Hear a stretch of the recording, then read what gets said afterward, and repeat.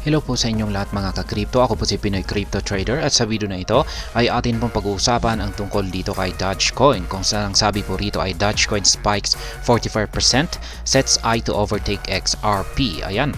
Itong si Dogecoin ay nakaranas daw po ng paglago na 44%. At dahil sa kanyang matinding paglago na ito ay ang kanyang kanyang tinututukan ngayon ay si XRP para higitan ito or i-overtake ito or lampasan ito.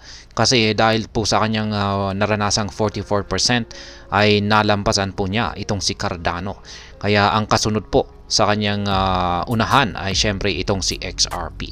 Kaya yan na po yung isusunod niya na natatalunin. Yan, or hihigitan itong si XRP. Kaya yan, bago po tayo magpatuloy ay nais ko lamang po munang bigyang linaw ang aking disclaimer kung saan ang nilalaman po ng video na ito ay hindi po ito isang financial advice. For education and information purposes lamang po ang layunin nito. Maliban po dito ay nais ko na rin pong magbigay babala na wala pong kahit anumang group chat ang Pinoy Crypto Trader. At ayan, Dogecoin has spiked 44% over the past week, capitalizing on the recent market-wide rebound to surpass Cardano with its eyes now set on XRP. Kaya ayan, itong nakalipas po na linggo na ito ay nakaranas po ng 44% na paglago sa presyo itong si Dogecoin. Ayan, at nahigitan po niya itong si Cardano. Kaya ngayon ay ang kanyang isusunod na lalampasan o hihigitan ay si XRP. Dogecoin had witnessed one of the largest declines during the recent crypto market slump, dropping 40.6%. Kaya yan, nung nagkaroon po ng market-wide correction ang buong crypto market ay isa po itong si Dogecoin sa mga nakaranas ng matinding pagbagsak. Yan, sapagkat siya po ay nakaranas ng 40.6%. Kaya ayan, mula po sa kanyang presyo, ayan, na mataas na presyo na 0.2067 ay bumagsak po ito sa 0.1226 noong March 20. Doge has now secured a spot among the biggest gainers among the market recovery. Dogecoin secured a massive 18.56% intraday increase on March 20, essentially breaching multiple resistance points to reclaim 0.15.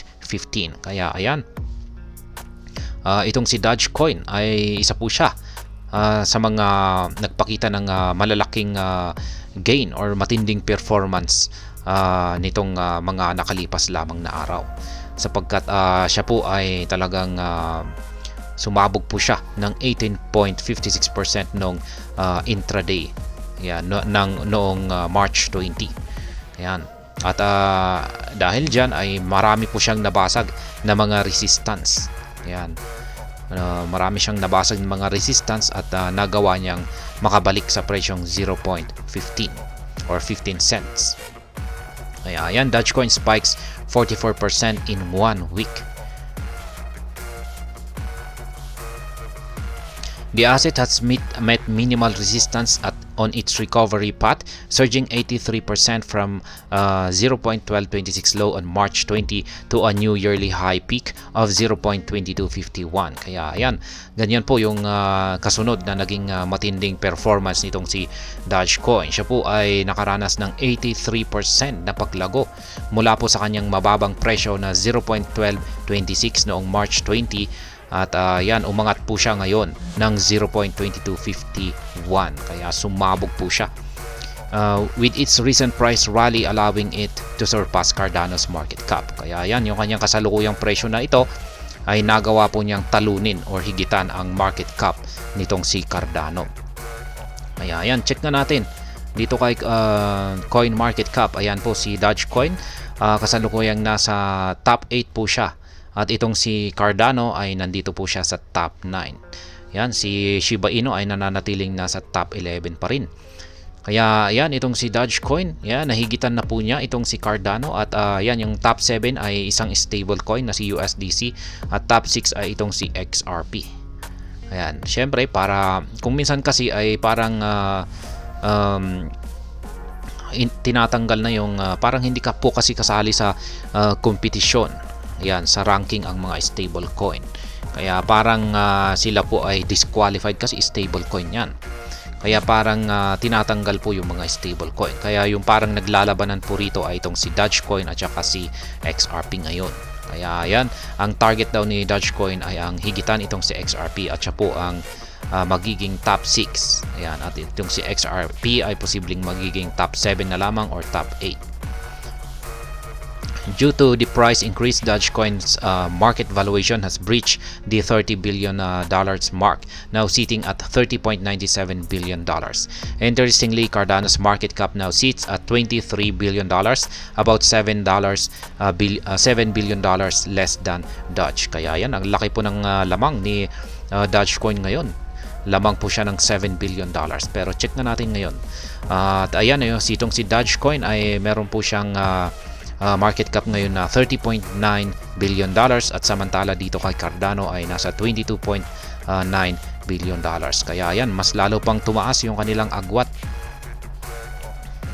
Cardano founder Charles Hoskinson asserted that the start of the altcoin season would be marked by Dogecoin overtaking Cardano in market capitalization. Yan, na-content po natin ito sa mga nakalipas na balita. Si Charles Hoskinson po ay siya po ang founder ng Cardano at siya po ang naglabas po siya ng pahayag noon na kapag itong si Dogecoin ay natalo na nahigitan po niya itong si Cardano base sa market capitalization ay dito na raw po natin masasabi na altcoin season na. Kaya ibig sabihin ay nagawa na po ngayon yan ni Dogecoin. Nalampasan na po niya ng market cap itong si Dogecoin. Kaya ibig sabihin ay altcoin season tayo ngayon. Ayan, base po yan kay Ginoong Charles Hoskinson.